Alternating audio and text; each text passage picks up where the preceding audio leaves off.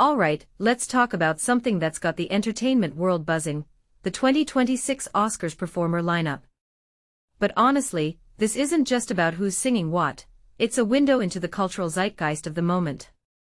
And what makes this really interesting is how the Academy is leaning into two massive pop culture phenomena, K-pop Demon Hunters and Sinners. These aren't just random picks, they're strategic choices that reflect where global audiences are at right now. First up, HUNTR/X, the girl group behind K-pop Demon Hunters, is set to perform their Oscar-nominated track, Golden. Personally, I think this is a huge deal because it's not just a song, it's a cultural statement. The Academy is bringing traditional Korean instruments and dance into the mix, which feels like a nod to the global impact of K-pop and its ability to blend heritage with modernity. What many people don't realize is that this isn't just about entertainment, it's about representation and celebrating folklore on a global stage. If you take a step back and think about it, this performance is a microcosm of how K-pop has become a bridge between cultures. Now, let's talk about Sinners. With a record-breaking 16 Oscar nominations, this film is the undisputed heavyweight of the night. Miles Caton performing I Lied to You alongside Raphael Saadiq and a star-studded lineup.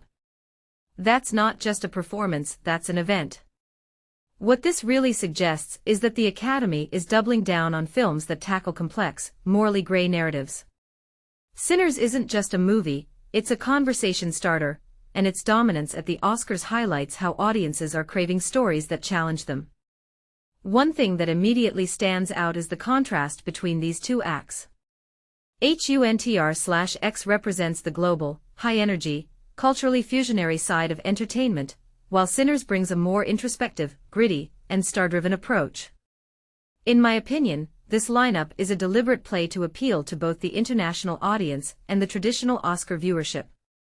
It's a balancing act, and I'm curious to see how it lands.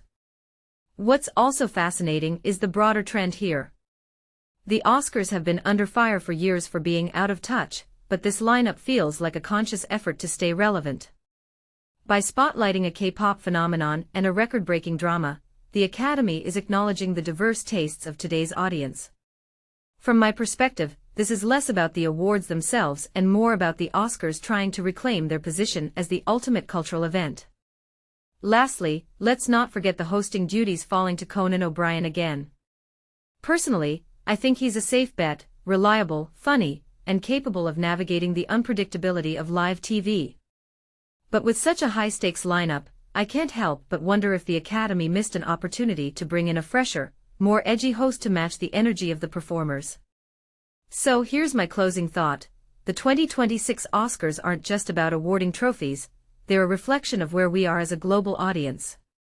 HUNTR/X and Sinners aren't just performers, they're symbols of the cultural forces shaping entertainment today.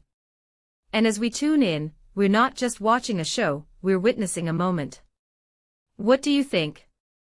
Are the Oscars finally getting it right, or is this just another attempt to keep up with the times? Let me know in the comments below.